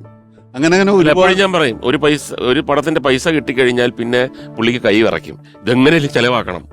അങ്ങനെ ഉടനെ ഗോവ, ബോംബെ, അവിടെ പോകടാ എന്ന് പറഞ്ഞിട്ട് ഫുൾ ഫാമിലിയാണ്. അതെ, ഫുൾ ഫാമിലി ആയിട്ട്. അത് എന്നെ വിളിച്ചു ചോദിക്കും, എടാ ഗോവയിൽ പോയി ഏറ്റവും നല്ല ഹോട്ടൽ ഏതാണെന്ന് തിരഞ്ഞെടുക്കടാന്ന് പറയും. അപ്പൊ ഞാൻ എന്റെ ഹോട്ടലാണെന്ന് പറയുമ്പോൾ പറയും, അവിടുത്തെ ഏറ്റവും നല്ല റൂം ബുക്ക് ചെയ്യും. അങ്ങനെയൊക്കെയാണ് പുള്ളി. എന്നുവെച്ചാൽ പുള്ളി അതിന്റെ കാരണം ഉണ്ട്, വെറുതെ പറയുന്നതല്ല. ഇന്നസെന്റ് ഏട്ടന്റെ വളർച്ച എന്ന് പറഞ്ഞാൽ എല്ലാ സൗകര്യങ്ങളുള്ള വീട്ടിലെ ആളാണ്. ചേട്ടന്മാരൊക്കെ നല്ല പഠിപ്പും അനിയന്മാരും പഠിപ്പൊക്കെ. പക്ഷെ ഇന്നസെന്റ് ഏട്ടൻ ഒരുപാട് വേദനകൾ സ്വയം അനുഭവിച്ചിട്ടുണ്ട്. കാരണം ഞാൻ പല സ്ഥലത്തു നിന്നും തഴയപ്പെട്ടു എന്ന് തോന്നുന്നിടത്തുനിന്നുള്ള കുതിച്ചുകയറ്റം ഇന്നസെന്റ് ഏട്ടൻ ഭയങ്കരമാണ്. ആ അനുഭവങ്ങൾ കൂടെ കടന്നുപോയിട്ട് സിനിമയിൽ വന്നു. ആദ്യം പ്രൊഡ്യൂസറായി എന്ന് പറഞ്ഞാൽ ഇന്നസെന്റ് ഏട്ടൻ്റെ പൈസ ഒന്നുമില്ല, സുഹൃത്തുക്കളിലേക്ക് കൂട്ടി യോജിപ്പിച്ച് പുള്ളി പ്രൊഡ്യൂസറായതാണ്. അങ്ങനെ വിട പറയും മുമ്പേ എന്ന് പറഞ്ഞ പടമാണ് എടുക്കുന്നത്. അത് വൻ ഹിറ്റായിരുന്നു. പിന്നെ ഉയർച്ചകളായി. അത് കഴിഞ്ഞ് ലേഖയുടെ മരണം ഫ്ലാഷ് ബാക്ക് എന്ന് പറഞ്ഞ സിനിമ എടുക്കുന്നു, തകർന്ന് തരിപ്പണമാകുന്നു. പിന്നെ ഇന്നസെന്റ് ഏട്ടനെ കാണുന്നത് ഭയങ്കര ഒരു, ഇന്നസെന്റ് ഏട്ടൻ ഇരിങ്ങാലക്കുടയിൽ നിന്ന് ശരിക്കും വാഷ് ഔട്ടായി, ഇരിങ്ങാലക്കുടയിൽ വരാറില്ല. അങ്ങനെ ഞാനൊരു തവണ മദ്രാസിലെ ഏതോ ഡബിങ്ങിന് ചെന്നപ്പോൾ ഞാൻ അന്വേഷിച്ചപ്പോൾ ഇന്നസെന്റ് ഏട്ടൻ മദ്രാസിന്റെ, ഞാൻ അറിഞ്ഞ് ഇങ്ങനൊരു സ്ഥലം ഉണ്ടെന്ന് അറിയുന്ന അന്നാണ്. അപ്പം ഞാനായിരുന്നു ഇന്നസെന്റ് ഏട്ടൻ പറഞ്ഞു ഞാൻ ഇന്ന സ്ഥലത്തുണ്ടെന്ന് പറഞ്ഞു. ഞാൻ അവിടെ ചെന്ന് കാണുമ്പോൾ ഒരു ചെറിയ വീട് വാടകയ്ക്കാണ്, കിടക്കാൻ പോലും സൗകര്യങ്ങളില്ല. അത്രയും ദുരിതം അനുഭവിച്ചാണ് ഇന്നസെന്റ്. പക്ഷെ വീട്ടിലോ ഇരിങ്ങാലക്കുടയിലോ ഒന്നും പുള്ളി പറഞ്ഞിട്ടില്ല. ആലിസേച്ചി ഒപ്പം നിന്ന്, അന്ന് സോനു ചെറിയ പയ്യനാ. ഇത് കണ്ട് ഞാനും ഇന്നസെന്റ്, അന്ന് എന്നെ നീ വന്നാലോ നമുക്ക് ബീഫ് വാങ്ങാന്ന് പറഞ്ഞു. ഞാനും ഇന്നസെന്റിനും കൂടി ഒരു തൊട്ടടുത്തൊരു കടയിൽ പോയിട്ട് ബീഫ് വാങ്ങിച്ച് ഉച്ചയ്ക്ക് ഊണ് കഴിച്ചിട്ട് ഞാൻ അവിടെ നിന്ന് പോനെ. അവിടെ നിന്ന് പിന്നെ ഇന്നസെന്റ് ഏട്ടൻ ഈ 5 സ്റ്റാർ ഹോട്ടലും 7 സ്റ്റാർ ഹോട്ടലിൽ താമസിക്കുമ്പോൾ എനിക്ക് ഭയങ്കര സന്തോഷം തോന്നിയിട്ടില്ല. കാരണം അത് നമ്മൾ പഠിക്കേണ്ട ഒരു പാഠമാണ്. എങ്ങനെ ഒരു സിറ്റുവേഷനിൽ സർവൈവ് ചെയ്ത്, അത് വേറെ ആരും പുള്ളി ഷെയർ ചെയ്യാതെ പുള്ളി സ്വയം, ഇതൊന്നും ഒരു പക്ഷേ എല്ലാവർക്കും അറിയാത്ത കാര്യങ്ങളായിരിക്കും. പിന്നെ ഭാഷ, ഇനി പുള്ളി ഇറ്റലി ഭാഷ സംസാരിക്കുന്ന ആളെ ചിരിപ്പിക്കും പുള്ളി. ആ. ഒരു സംശയവുമില്ല. ഞാൻ എവിടെ വായിച്ചതാണ്, അദ്ദേഹം നിർമ്മിച്ച സിനിമയുടെ ഇങ്ങനെ സിനിമ ഒരുപാട് പരാജയപ്പെട്ടിരിക്കുന്ന സമയത്ത് ഭാര്യ ആലിസാൻഡിയുടെ സ്വർണ്ണമൊക്കെ പണയം വെച്ചിട്ട് സിനിമ ഷൂട്ടിംഗ് നടത്തുമ്പം കൂടെ ഇരുന്ന് കഴിക്കുന്ന ജഗദീഷ് ചേട്ടനോടോ ശ്രീനേട്ടനോ ആരോടോ ഭക്ഷണം കഴിക്കുമ്പം ഇങ്ങനെ കഴിച്ചുകൊണ്ടിരിക്കുമ്പം അതിന് സ്വർണത്തിന്റെ ടേസ്റ്റ് ഉണ്ടോ എന്ന് ചോദിച്ചു. കഴിച്ചുകൊണ്ടിരിക്കുന്ന ആളോട് ശ്രീനേട്ടനോട് ചോദിച്ചു, ഇതിന് സ്വർണത്തിന്റെ ടേസ്റ്റ് ഉണ്ടോ എന്ന് ചോദിച്ചു. പുള്ളി ഇതിന് സ്വർണത്തിന്റെ ടേസ്റ്റ് എങ്ങനെ വരാനാന്ന് ചോദിച്ചു. അല്ല, ഇത് ഭാര്യയുടെ മാല പണയം വെച്ചിട്ടാണ് നിനക്ക് ചോറ് മേടിച്ച് തന്നോണ്ടിരിക്കുന്നത്, അതുകൊണ്ട് എന്നെ ചോദിക്കുന്നു പറഞ്ഞു. പറയാൻ മടിയില്ല. മടിയില്ല. നമുക്ക് ഒന്നുകൂടെ വീഡിയോ വാളിൽ പോവാം. ഇന്നസെന്റ് ഏട്ടനെ കുറിച്ച് സംസാരിക്കണമെങ്കിൽ അദ്ദേഹം ഒരു പ്രൊഡ്യൂസറായ സമയം തൊട്ട് എനിക്ക് പരിചയമുണ്ട്. അതിനുശേഷമാണല്ലോ നടനായത്. അപ്പോൾ അദ്ദേഹത്തിൻ്റെ ഒരു ഏറ്റവും ഒരു ഇൻട്രസ്റ്റിംഗ് ആയിട്ടുള്ള ഒരു പേഴ്സണാലിറ്റി എങ്ങനെയാന്ന് വെച്ചാൽ, എന്ത് വിഷമം പുള്ളിക്ക് ലൈഫിൽ ഉണ്ടായിട്ടുണ്ടെന്ന് എനിക്കറിയാം. പക്ഷെ എന്നാൽ പോലും നമ്മൾ നേരിട്ട് കാണുമ്പോൾ എപ്പോഴും ഭയങ്കര നമ്മൾ ചിരിപ്പിക്കാനുള്ള ഒരു ടെൻഡൻസിയാണ് ഇന്നസെന്റിന്റെ ഒരു കഴിവ്. ഇൻഫാക്ട് ഒരുപാട് വർഷത്തിന് ശേഷം ഞാൻ വീണ്ടും അഭിനയിക്കാൻ വന്നപ്പോൾ കുട്ടനാടൻ മാർപ്പാപ്പ എന്ന പടത്തിലായിരുന്നു ഞാൻ ഇന്നസെന്റ് കോമ്പിനേഷൻ അഭിനയിച്ചത്. അത് സെറ്റിൽ ഞാൻ ചെന്നപ്പോൾ കുറെ വർഷം ആയല്ലോ കണ്ടിട്ടെന്ന് പറഞ്ഞ് ഞാൻ ജസ്റ്റ് ഇന്നസെന്റിനെ കണ്ടിട്ട് ഞാൻ പറഞ്ഞു, ചേട്ടാ നമസ്കാരം, എന്നെ ഓർമ്മയുണ്ടോന്ന്. അപ്പൊ എന്നെ ഇങ്ങനെ നോക്കിയിട്ട് പറഞ്ഞു, ശ്യാമളയാ അല്ലേ? അപ്പൊ ഞാൻ പെട്ടെന്ന് ഒന്ന് നെട്ടി, ശ്യാമളയാ? അപ്പൊ പറഞ്ഞു, എനിക്കേ ക്യാൻസർ ആയിരുന്നു, അല്ലാതെ വേറെ മറവിയൊന്നും ഇല്ല കേട്ടോ, എന്റെ പേര് നീ ശാന്തിയാന്ന് എനിക്ക് അറിയായിരുന്നു എന്ന് പറഞ്ഞു. ഞാൻ പറഞ്ഞു, അയ്യോ ചേട്ടാ അത് ഒന്നും തോന്നരുത്, ഞാൻ വെറുതെ ഒന്ന് ചോദിച്ചു എന്നേ ഉള്ളൂ എന്ന്. അതായത് പെട്ടെന്ന് ഇന്നസെന്റിന് അങ്ങനെ സംസാരിക്കുള്ളൂ. ലൈക്ക് പടത്തിൽ ഡയലോഗ്സ് ഒക്കെ പറയുന്ന അതേ ഒരു കോൺസെപ്റ്റ് ആണ് പുള്ളിക്ക് നേരിട്ട് സംസാരിക്കുമ്പോഴും. സോ എപ്പോ നോക്കിയാലും ഫൺ വേ ഓഫ് ടോക്കിംഗ്. നമ്മൾ എല്ലാവരും വിഷമത്തിൽ നമ്മൾ ഇരിക്കുകയാണെങ്കിൽ പോലും വന്ന് ചിരിപ്പിക്കുന്ന ഒരു പ്രകൃതം ആയിരുന്നു. അത്രയും നല്ല ഒരു ഗുഡ് ഹാർട്ടുള്ള ഒരു മനുഷ്യനായിരുന്നു. അദ്ദേഹത്തിനെ പരിചയപ്പെട്ട് അദ്ദേഹത്തിന്റെ കൂടെ അഭിനയിക്കാനുള്ള കുറെ പടങ്ങൾ ഞാൻ അഭിനയിച്ചിട്ടുണ്ട്. ഇപ്പൊ ബാബു പറഞ്ഞ പോലെ ഒരുപാട് അപാരമായ അനുഭവങ്ങൾ ഉണ്ട്. പിന്നെ പുള്ളിയുടെ ഒരു കഴിവ് വെച്ചിട്ട് ആ അനുഭവങ്ങൾ ദുഃഖമാണെങ്കിലും സന്തോഷമാണെങ്കിലും ഒക്കെ ഏറ്റവും സന്തോഷകരമായി നർമ്മത്തിൽ ചാലിച്ച്, അതാണ് ഞാൻ അദ്ദേഹത്തിൽ നിന്നും ആദ്യം പഠിച്ചത്. അപ്പോൾ നമ്മളാണെങ്കിൽ അന്നത്തെ കാലത്ത്, പിന്നീട് എനിക്കത് തോന്നി, കാര്യം നമ്മളെ കുറ്റം പറയണം, നമ്മൾക്ക് പറ്റിയ അബദ്ധങ്ങൾ പറയണം, അതായിരിക്കും നമ്മൾ വിജയിച്ചതിനേക്കാൾ ആൾക്കാർക്ക് താല്പര്യം. അല്ല, ഞാൻ അത്ഭുതപ്പെടുത്തിയത് അദ്ദേഹം പിൽക്കാലത്തൊക്കെ അത് പറഞ്ഞിട്ടുണ്ട്. എങ്കിലും വളരെ വർഷങ്ങൾക്ക് മുമ്പ് നെല്ലെന്ന് പറഞ്ഞ സിനിമ അഭിനയിക്കാൻ വേണ്ടി പുള്ളി പോയി. ഞാൻ പറഞ്ഞു, നെല്ലിനകത്ത് ചേട്ടൻ, എടാ നമ്മളൊക്കെ അഭിനയിക്കാൻ പോന്ന് പറഞ്ഞാൽ ഫുൾ ദിവസങ്ങൾ കാണും, അവിടെ ഇവിടെയൊക്കെ ചെറിയ ചെറിയ ഒരു റോളൊക്കെ ഉള്ളൂ, ഷൂട്ടിംഗ് ഇല്ലെങ്കിലും ലൊക്കേഷനിൽ കാണും. അപ്പം ഞാൻ ഇങ്ങനെ നിൽക്കടാ. അപ്പോൾ ഇതെല്ലാം കണ്ടോണ്ട് മനസ്സിലായി. അപ്പം നമുക്കിങ്ങനെ ഭാവനയും പ്രതീക്ഷകളും ഒക്കെ വെച്ചിട്ട് ഇങ്ങനെ ഇരിക്കുകയാണ്. ഒരു കാലത്ത്, ഏതെങ്കിലും ഒരു കാലത്ത്, പിന്നെ അല്ലേ കിട്ടത്തില്ലായിരിക്കും, ഇങ്ങനെയൊക്കെ ചിന്തിച്ചുകൊണ്ട് നിന്നപ്പം മോഹൻ വരാൻ താമസിച്ചു. അപ്പം ഇദ്ദേഹം ഭയങ്കര ചെമ്മീനൊക്കെ ചെയ്തിട്ട് നിൽക്കുന്ന സമയമാണ് രാമു കരിയട്ട്. അപ്പോൾ പുള്ളി ഇങ്ങനെ പൈപ്പൊക്കെയാണ് വലിക്കുന്നത്.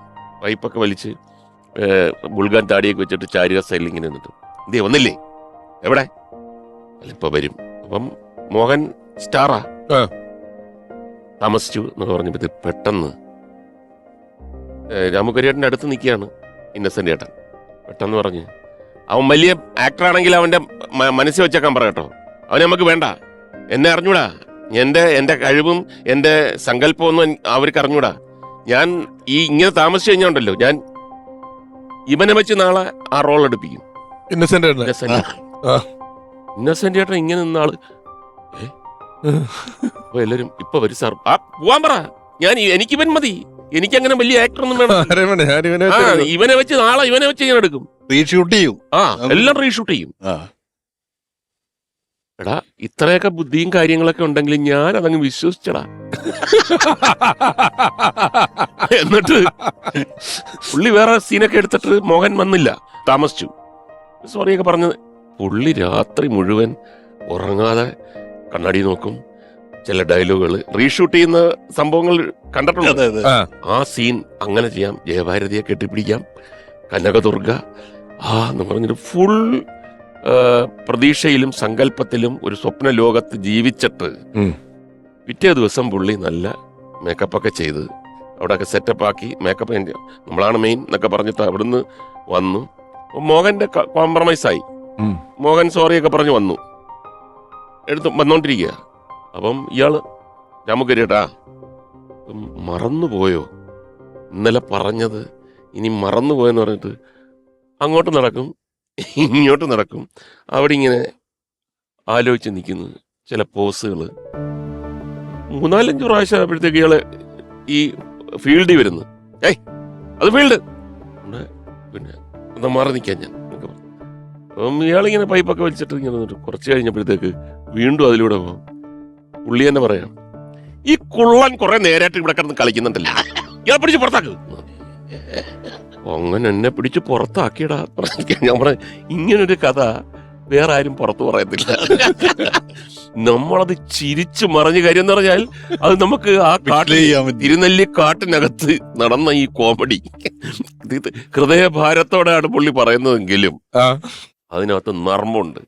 ഞാൻ പറയും ഇത് കൊള്ളാമല്ലോ. പുള്ളി പറയുന്നത് ഒരു ദിവസം അങ്ങനെ പുള്ളി ഹീറോയി ആ മനസ്സുകൊണ്ട്. ഞാൻ പറഞ്ഞ ഒരു പടത്തിൽ അഭിനയിക്കുമ്പോഴേ ഞാൻ വന്നു, ഞാൻ കഴിഞ്ഞ വേറൊരു കോമഡി നടൻ, വേറൊരു നടനാണ്, അദ്ദേഹം എനിക്ക് ശേഷം വന്നിട്ടുള്ള ഒരാളാണ്. അവൻ വന്ന് ചില പരിപാടികളൊക്കെ ചെയ്യുമ്പോൾ ഇന്നസെന്റ് ഇങ്ങനെ അവന്റെ സീൻ എടുത്തോണ്ട് ചോദിച്ചു, നിനക്ക് ലോൺ വല്ലതും ഉണ്ടോ? ഞാൻ ഉണ്ട് ചേട്ടാ. വേർത്തം വന്നിട്ടുണ്ട്, നിന്റെ ലോൺ അടഞ്ഞു തീർക്കുമെന്ന് എനിക്കറിയില്ല. അവൻ കേറി പോയാ നീ പെടുട്ടോ, നിനക്ക് പ്രശ്നം ഉണ്ടാവും. അവൻ കേറി വന്നിട്ട് നിന്റെ ലോൺ എങ്ങനെയാ വെച്ചാൽ നീ നടച്ചു, അവൻ കേറി പോകാൻ സാധ്യത ഉണ്ടെന്നൊക്കെ പറഞ്ഞിട്ടോ ഇങ്ങനെ എന്നെ പേടിപ്പിക്കുക. അപ്പൊ എനിക്ക് ചെണ്ട് കുറച്ച് കഴിഞ്ഞിട്ട് അവന്റെ അടുത്ത ഷോട്ടിലേക്ക് വന്നപ്പോ ഇവൻ എന്തോ കുറച്ച് കയ്യിന്നിട്ട് ഇങ്ങനെ എന്തോ ഒരു കൂടുതൽ എക്സ്പെക്ട്. പേടിക്കണ്ട, അവൻ കയ്യിന്നൊക്കെ ഇടുന്നുണ്ട്, ചിലപ്പോ തന്നെ പൊക്കോളും, നീ ആയിട്ടൊന്നും ചെയ്യണ്ടെന്ന്. നമ്മളിപ്പോ ഇന്നസെന്റ് ചേട്ടൻ തമാശ പറയുന്നു, ഇതേ കണക്ക് പോയതിന് ശേഷം മനസ്സിലാവുന്നു, ഇതേ കണക്ക് നല്ല ചീത്ത വിളിക്കുന്നു, അങ്ങനെയൊക്കെ ഉണ്ടെങ്കിലും ഇന്നസെന്റ് ചേട്ടന്റെ വളരെ അപൂർവമായിട്ടായിരിക്കും ഇന്നസെന്റ് ചേട്ടൻ പെട്ടുപോയ ഒരു കഥയുണ്ട്. ഇന്നസെന്റ് ചേട്ടൻ ശരിക്കും ഒരു കുട്ടിയെ പോലെ ആയിപ്പോയ ഒരു കഥയുണ്ട്. അപ്പം ഗോൾക്കൊണ്ട ഹോട്ടൽ ഹൈദരാബാദിൽ എല്ലാവരും കാക്കക്കോയിലിൻ്റെ ഷൂട്ടിങ്ങിന് വേണ്ടി നിൽക്കുകയാണ്. എല്ലാവരും ഒരേ സ്ഥലത്ത് തന്നെയാണ് എല്ലാവരും താമസിക്കുന്നത്. ഞാൻ ഇന്നസെന്റ് ചേട്ടൻ കൂടെ പിന്നെ ലൊക്കേഷനിൽ വന്ന് പിന്നെ കീ എല്ലാം മേടിച്ച് റിസപ്ഷൻ്റെ അവിടെ ഇങ്ങനെ നിന്നപ്പോൾ പെട്ടെന്ന് ഒരു സ്ത്രീ ശബ്ദം. തിരിഞ്ഞു നോക്കാൻ ഒരു പ്രായമായ സ്ത്രീയാണ്. മുകേഷ് അല്ലയോ? അപ്പം ഞാൻ പറഞ്ഞു അതെ. അയ്യോ. അപ്പം വേറെ 3-4 സ്ത്രീകൾ അവരെ വിളിക്കുന്ന, അവർ മലയാളമല്ല, അറിഞ്ഞൂടാ. ഞങ്ങളെല്ലാം തെലുങ്ക് ദേശം പാർട്ടിയുടെ ഇവിടുത്തെ മെയിൻ ആൾക്കാരാണ്. അപ്പോൾ ഒരു സ്ത്രീയെ എല്ലാവരും ഒരു എബവ് 45 ഒക്കെയാണ്, 50 ഉള്ളവരുണ്ട്. ഇത് തെലുങ്ക് ദേശം പാർട്ടിയുടെ മെയിൻ ഒരു നേതാവാണ്. അപ്പം മന്ത്രി അപ്പുറത്ത് വരുന്നുണ്ട്, ചിലപ്പം ഇതുവഴി വരും. അപ്പം നമ്മളിവിടെ വെയിറ്റ് ചെയ്യാൻ വേണ്ടി പറഞ്ഞിരിക്കുകയാണ്. ഇതുവഴി വന്നാൽ ഇവിടെ വെച്ച് സംസാരിക്കും, അതല്ലെങ്കിൽ അവിടെ പോയി സംസാരിക്കും, വലിയ നേതാക്കന്മാരാണെന്നൊക്കെ പറഞ്ഞു. അപ്പം ഞാൻ പറഞ്ഞു നിങ്ങൾ ഇവിടെ, അവൻ നാട്ടിലാണ്, എറണാകുളത്താണ്, വർഷങ്ങളായിട്ട് ഹൈദരാബാദിലാണ്, തെലുങ്ക് ദേശം പാർട്ടിയുടെ ഇതൊക്കെയാണ്. അപ്പം ഞാൻ പറഞ്ഞു എന്തായാലും പരിചയപ്പെട്ടതിൽ നന്നായി, വളരെ സന്തോഷം. അപ്പം സ്ത്രീ അത് ഇന്നസെന്റ് അല്ലയോ? അപ്പം ഇന്നസെന്റ് ചേട്ടൻ വേറെ എന്തോ ഇത് ശ്രദ്ധിച്ചില്ല. അത് കേട്ടിട്ട് ഇന്നസെന്റ് ചേട്ടൻ തിരിഞ്ഞു നോക്കി. ഞാൻ പറഞ്ഞു പിന്നെ അയ്യോ സാർ എന്ന് പറഞ്ഞിട്ട് കൈ പിടിച്ച് ഭയങ്കര കോമഡിയനാണ്, എന്തു വലിയ ആക്ടറാണെന്നൊക്കെ പറഞ്ഞിട്ട് അവരെ വീണ്ടും പരിചയപ്പെട്ട്. അപ്പൊ ഇദ്ദേഹത്തിന് കുറച്ച് ഹിന്ദിയൊക്കെ അറിയാലോ. നമ്മളെപ്പോഴും പറയുന്നതെന്ന് പറഞ്ഞു കഴിഞ്ഞാൽ കളിയാക്കുന്നത്, അത് പിന്നെ തീഹാർ ജയിലിൽ കിടന്നില്ലേ കുറെ നാൾ, അങ്ങനെ കുറച്ച് ഹിന്ദി എങ്ങനെയോ പഠിച്ചിട്ടുണ്ട് എന്നൊക്കെ നമ്മൾ പറഞ്ഞത് കളിയാക്കും. അപ്പൊ ഇദ്ദേഹം മറ്റേ ഹൈദരാബാദിലുള്ള എല്ലാവർക്കും തെലുങ്ക് അതിന്റെ കൂടെ ഹിന്ദിയും അറിയാം. അപ്പൊ പുള്ളി കുറച്ച് ഹിന്ദി എടുത്ത് വിളമ്പി തുടങ്ങി. അപ്പൊ നമ്മള് വെളിയിലായി, അത്ര ഹിന്ദി പോരാ ഞാൻ. അപ്പൊ നല്ല ഹിന്ദി സംസാരിക്കും. അപ്പൊ ഇയാള് പിന്നെ ഇവര് പറഞ്ഞു ഫ്രണ്ട്സായി, അപ്പൊ ഇനി ഞങ്ങളെ ഷൂട്ടിംഗ് കാണാൻ ഒരു ദിവസം വരണം, ഞങ്ങൾ കുറെ ദിവസം ഉണ്ടെന്നൊക്കെ പറഞ്ഞിട്ട്. അപ്പൊ മന്ത്രി ഇതുവഴി വരുന്നില്ല, അതുവഴി പോവുകയാണെന്ന് പറഞ്ഞു. എല്ലാവരും ഓ എന്ന് പറഞ്ഞൊരു കാറി കയറി പോയി. ഇത്രയും നടന്നതാണ് സംഭവം. പിറ്റേ ദിവസം മോഹൻലാലും പ്രിയദർശനെല്ലാം വന്നപ്പോഴത്തേക്ക് ഇന്നസെന്റ് ചേട്ടൻ കുറച്ച് താമസിച്ച് വന്നാൽ മതി. അപ്പം ഞാൻ പറഞ്ഞു ഇന്നലെ ഇന്നസെന്റ് ചേട്ടൻ അങ്ങ് ഭയങ്കര ഷൈൻ ചെയ്ത് കേട്ടോ, ഇങ്ങനെ ഹിന്ദിയിലൊക്കെ പറഞ്ഞ് തെലുങ്ക് ദേശം പാർട്ടികളെ മുഴുക്കെ കയ്യിലെടുത്ത് സ്ത്രീ വിങ് അങ്ങനെ പറഞ്ഞുകൊണ്ട് സംസാരിച്ച് വന്നപ്പോഴത്തേക്ക് മോഹൻലാലിന് ഭയങ്കര ഇഷ്ടമാണ് ഇങ്ങനെയുള്ള കാര്യങ്ങളൊക്കെ, രഹസ്യങ്ങൾ അറിയുന്നതും ഇങ്ങനെ കൊനസ്റ്റ് ഉണ്ടാക്കുന്നത്. മോഹൻലാലിൻ്റെ തോന്നിയിടേ നമുക്ക് ഇന്നച്ചനല്ലേ ഇവിടെ ഷൈൻ ചെയ്ത് നിൽക്കുന്നത്, നമുക്കൊന്ന് പിടിച്ചാലോ. ഞാനും മോഹൻലാലും കൂടെ ഒന്നിച്ച്, വേറൊന്നുമില്ല, അവർക്ക് വാഗ്ദാനം കൊടുത്ത 50,000 രൂപ തെലുങ്ക് ദേശത്തിന് ഇന്നസെന്റ് ഏട്ടൻ സംഭാവന ചെയ്യാൻ ഇന്നലെ. അതിന്റെ ആളുകൾ ഇപ്പൊ വരും. വെറുതെ ഒരു കഥ. വെറുതെ കാര്യം എന്ന് പറഞ്ഞാൽ ഇത്രയും ഒരു ഒരു പിന്നെ മാറ്ററേ ഉള്ളൂ. പ്രിയൻ ഡേ വലിയ സീൻ എടുക്കാനുള്ളതാണ്, അയാളെ ടെൻഷൻ ആക്കിയിട്ട് അവസാനം ഡയലോഗ് തെറ്റിച്ച് കഴിഞ്ഞാൽ 2 ഇതിനകത്തുനിന്ന് പുറത്താക്കും. ഞാൻ പറയാം ഒന്നുമില്ല, പുള്ളി അങ്ങനെ ഒന്നും തെറ്റത്തില്ലെന്ന് പറഞ്ഞപ്പോൾ ഇന്നസെന്റ് ഏട്ടൻ വന്നു. ഇന്നലെ തെലുങ്ക് ദേശം ഭയങ്കര അവര് നമ്മൾ കാര്യങ്ങളൊക്കെ പറഞ്ഞപ്പോൾ അവര് ഭയങ്കര ഇതായെന്നൊക്കെ പറഞ്ഞിട്ട് പുള്ളി ഷൈൻ ചെയ്ത കാര്യങ്ങൾ പറഞ്ഞു. അപ്പോൾ പ്രിയനും നമ്മുടെ കൂടെ ചേർന്നു. അപ്പോൾ മോഹൻലാൽ പറഞ്ഞു അവര് വന്നിരുന്നു, ഷൈൻ ചെയ്തൊക്കെ. അവര് രാവിലെ ഇപ്പം 15 മിനിറ്റ് മുമ്പാ പോയത്, ഇനിയും വരും, ഉച്ചയ്ക്ക് വരും. ഇവിടെ വന്നോ? പിന്നെ നിങ്ങൾ ക്ഷണിച്ചില്ലായിരുന്നോ? ഞാൻ ക്ഷണിച്ചു, പക്ഷെ ഇന്ന് ഇല്ല, 50,000 രൂപ നിങ്ങൾ പാർട്ടി ഫണ്ടിലേക്ക് കൊടുക്കാമെന്ന് പറഞ്ഞു. അപ്പോൾ ഇത്രയും ഡീറ്റെയിൽസും ഇങ്ങനൊരു സംഭവമായപ്പോൾ പുള്ളി ഒരു നിമിഷം വിശ്വസിച്ചു. 50,000 രൂപയെ ഞാനൊന്നും പറഞ്ഞില്ല. പിന്നെ അവരെന്തിനു വരുന്നു, ഒരു വലിയ നേതാക്കന്മാരൊക്കെ വന്നിരുന്നു. അപ്പോൾ പ്രിയം പറഞ്ഞു നിങ്ങൾ പറഞ്ഞു കാണും, നിങ്ങൾ പറഞ്ഞില്ലേ ബനുണ്ടല്ല ഡാ, ഞാൻ 50,000 നമ്മക്കറിഞ്ഞൂടല്ല, ഹിന്ദിയിലല്ലേ റുപ്യ റുപ്യ എന്നൊക്കെ പറയുന്നത് കേട്ടു. 50 ഹസാറോ എന്നങ്ങണ്ട പറയുന്നു, നമ്മക്കറിഞ്ഞൂടല്ലോ. ഞാൻ പറഞ്ഞിട്ടില്ല. അപ്പോൾ പുള്ളി ഒന്ന്, അപ്പം പ്രിയൻ നമ്മളെ നോക്കിയിട്ട് പറഞ്ഞു മതി മതി എന്ന് പറഞ്ഞു. ഞാൻ പറഞ്ഞു കുറച്ചുകൂടെ പോട്ടെ. അപ്പം പുള്ളിയുടെ ഇരിക്കുക, മേക്കപ്പ് ഒക്കെ ചെയ്യുന്നത്. മോഹൻലാൽ പോയിട്ട് അവിടുത്തെ പ്രൊഡക്ഷൻ മാനേജർ അടുത്ത്, അവന് നല്ല തെലുങ്ക് അറിയാം, അവിടുത്തെ പ്രൊഡക്ഷൻ മാനേജർ അടുത്ത് പറഞ്ഞു ഇച്ചിരി കഴിയുമ്പോൾ നീ ഫോൺ ആയിട്ട് വന്നിട്ട് ഇന്നസെന്റ് കകാക എന്നൊക്കെ ചോദിച്ചിട്ട് നീ പറയണം ഇപ്പൊ അവര് വരുന്നുണ്ട്, 50,000 രൂപ റെസീറ്റ് എൻ്റെ കയ്യിൽ തന്നിട്ടുണ്ടെന്ന് പറയണം, വേറൊന്നും നീ പറയണ്ട. കുറച്ച് കഴിഞ്ഞപ്പോഴത്തേക്ക് പ്രൊഡക്ഷൻ അവിടുത്തെ ഭയങ്കര തെലുങ്കൊക്കെ സംസാരിച്ചുകൊണ്ട് ഇങ്ങനെയൊക്കെ വന്നിട്ട് സർ ഇന്നസെന്റ് സർ അതായിരിക്കുന്നു. അവൻ ഹിന്ദിയിൽ ഇന്നസെന്റ് ആയിട്ടുണ്ട്. തെലുങ്ക് ദേശത്തിന്റെ ആൾക്കാർ വരുന്നുണ്ട്, ഇപ്പൊ അവർ കാറിലാണ്. ചേട്ടന് 50,000 രൂപ റെസീറ്റ് എൻ്റെ തന്നിട്ടുണ്ട്. ഞാൻ പറഞ്ഞിട്ടില്ല മുകേഷ്. ഞാൻ പറഞ്ഞു നിങ്ങൾ ഹിന്ദി നമുക്കറിഞ്ഞപ്പോ വലിയ ഹിന്ദി അല്ലയോ. പുള്ളി ശരിക്കും പെട്ട് കേട്ടോ.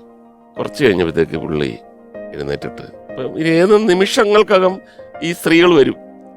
വന്നിട്ട് എൻ്റെ അടുത്ത് പറഞ്ഞു ഞാനൊന്ന് വീട്ടിൽ പോയിട്ട് വന്നാലോ. പ്രിയം പറഞ്ഞു വീട്ടിൽ പോകണം, ഇന്നും നാളെയൊക്കെ നിങ്ങളുടെ മെയിൻ സീനാണ്.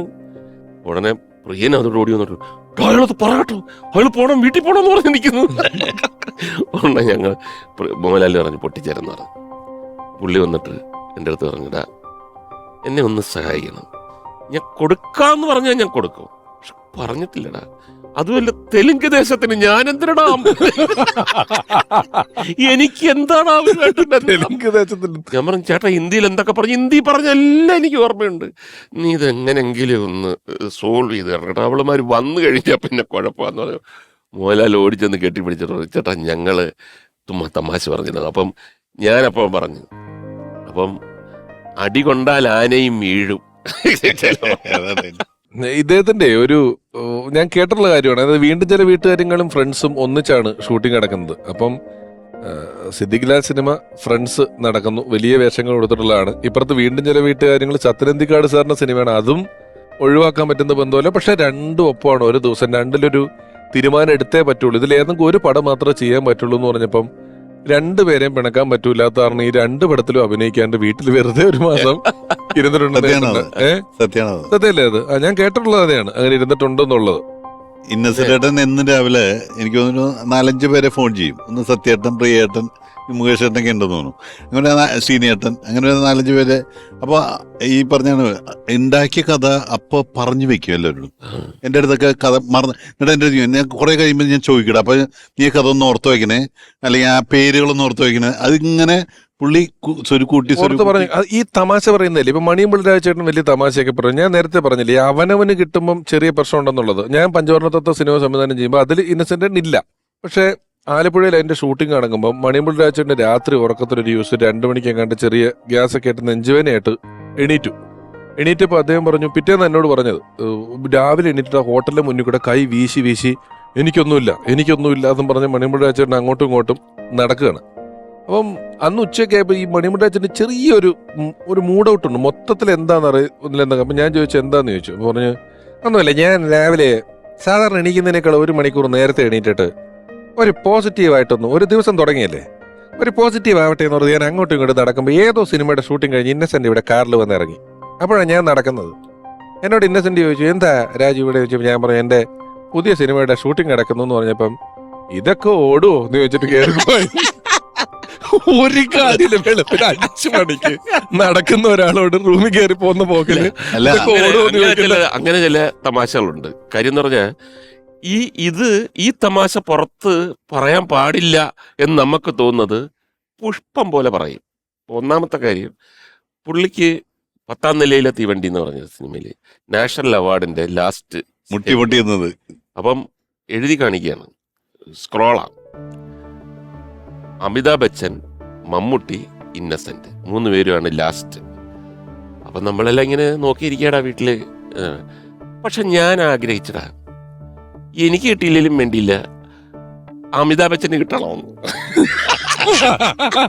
അല്ല, ഇത് പറഞ്ഞതാ പുള്ളി. ഞാൻ പറഞ്ഞേ അതെങ്ങനെ, അങ്ങനെ മമ്മൂട്ടിക്ക് കിട്ടണ്ടടാ, വെളിയിൽ പോട്ടെ. ഞാൻ വിചാരിച്ച എന്റെ അടുത്ത് മാത്രമായിരിക്കുന്നു. ഇത് മമ്മൂക്കിയാണ് ആദ്യം വിളിച്ചു പറഞ്ഞത്. ഇദ്ദേഹം എല്ലാവരും പറഞ്ഞു. ഇത് ഈ 10ാം നിലയിലെ തീവണ്ടിക്ക് ദുബായിൽ ഒരു അവാർഡ് കിട്ടി. അവിടുത്തെ ഒരു പോപ്പുലർ അവാർഡാണ്. അപ്പോ ദുബായിൽ വെച്ച് സ്റ്റേജിൽ കയറി ഈ അവാർഡ് മേടിച്ച് ഈ അവാർഡിന്റെ ഫലകം ഒരു കൈ പിടിച്ചിട്ട് ഈ മൈക്ക് പിടിച്ച് ഇന്നസെന്റേട്ടൻ പ്രസംഗിക്കുകയാണ്.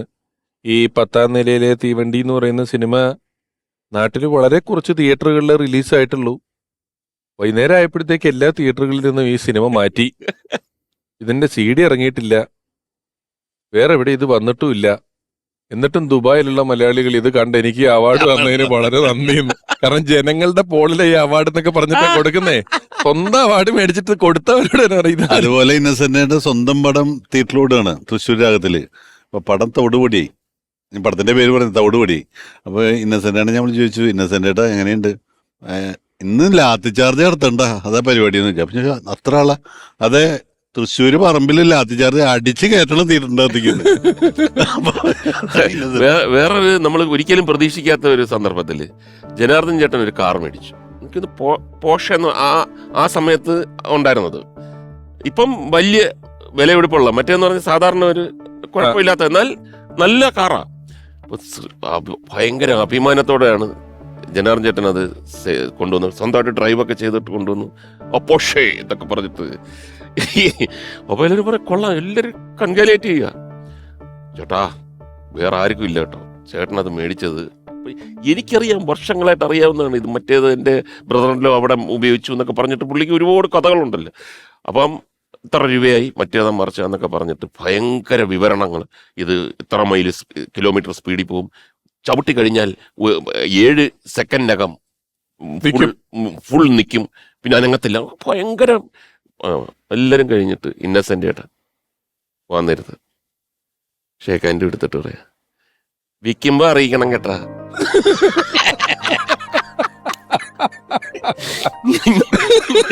ഞെട്ടിപ്പോയി. പക്ഷെ ഫാമിലിയൊക്കെ ഏറ്റവും കൂട്ടിപ്പിടിച്ച ഒരാളാട്ടോ. അയ്യോ, അത് എവിടെയും. കാരണം അതുകൊണ്ട് തന്നെയാണ് ഇപ്പോഴും ആലിസിച്ച് ഞാനൊക്കെ വീട്ടിൽ നിന്ന് അപ്പൊ കറിയും. ആലിസിക്ക് അന്ന് മോചിതനാവാൻ പറ്റിയിട്ടില്ല. ആ വീട്ടില് അദ്ദേഹത്തെ ഇപ്പോഴും ഉണ്ടെന്ന് തന്നെയാണ് നമ്മളൊക്കെ വിശ്വസിക്കുന്നത്. ചിരിച്ചുകൊണ്ട് മാത്രമേ നമുക്ക് ഇന്നസെന്റിനെ ഓർക്കാൻ സാധിക്കുകയുള്ളൂ. ഈ ഓർമ്മകൾ, ഈ ചിരികൾ അടുത്ത എപ്പിസോഡിൽ തുടരും.